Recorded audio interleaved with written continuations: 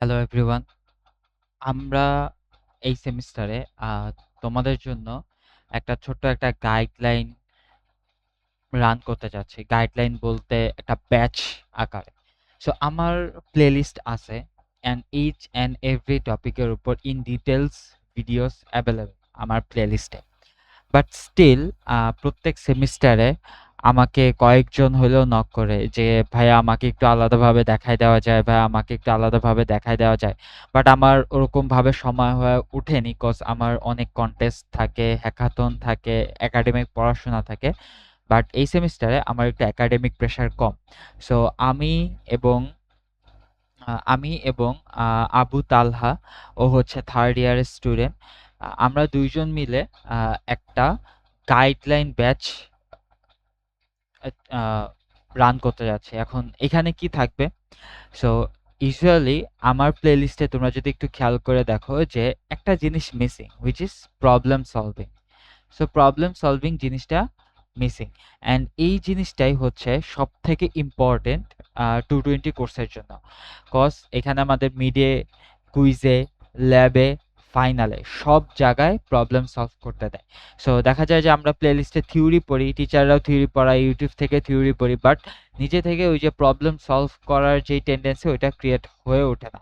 আবার অনেকে একদম টার্ক থেকে আসে, সো 4 মাস কোডিংয়ের থেকে গ্যাপ যায়, যার কারণে এই 220 তে অনেক স্ট্রাগল করে। অ্যান্ড এই 220 কোর্সটা খুবই ইম্পর্টেন্ট কজ এটা হচ্ছে একটা ফাউন্ডেশন কোর্স। তুমি ইন ফিউচারে যেখানেই যাও এই ডেটা স্ট্রাকচার তোমার কাজে লাগবেই।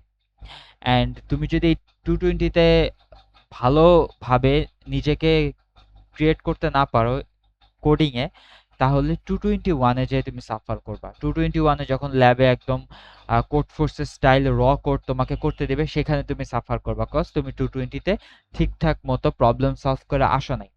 সো এগেন, সো আমাদের এই কোর্সে বা এই গাইডলাইন ব্যাচে মানে আমরা এক্সট্রা করে কি করাবো? আমরা এক্সট্রা করে এই জিনিসটাই করাবো। আমরা সব ফ্যাকাল্টির quiz question, then mid term question, final question এগুলো সব কালেক্ট করে করছি।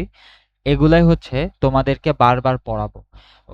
প্রবলেম সলভ করে দেব কুইজের কোশ্চেন থেকে, মিডের কোশ্চেন থেকে, ফাইনালের কোশ্চেন থেকে। যার কারণে তো তোমরা mid, quiz, final, lab quiz সব জায়গায় ভালো করতে পারবে। যেই জিনিসটা আমার প্লেলিস্টে মিসিং।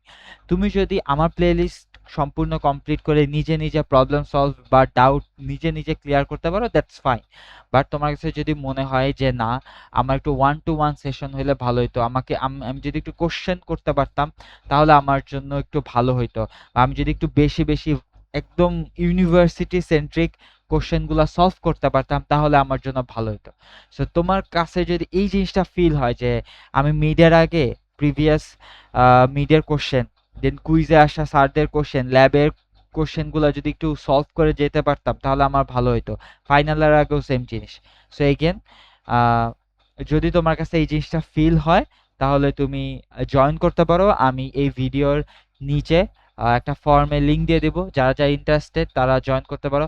অ্যান্ড আমি আবারও বলতেছি, এই জিনিসটা জাস্ট ফর যারা একটু কোডে উইক, যারা একটু ভয় পায়, যারা একটু শিখতে ভয় পায়, সো তাদের জন্য, নট ফর প্রো। যারা মিডিয়াম বা প্রো আছো তারা আমার প্লেলিস্ট ফলো করলেই I hope A to Z complete হয়ে যাবে। বাট যারা একটু উইক আছো বা কোডে ভয় পাও, সো তোমরা চাইলে আমাদের সাথে কানেক্টেড হইতে পারো। So thank you.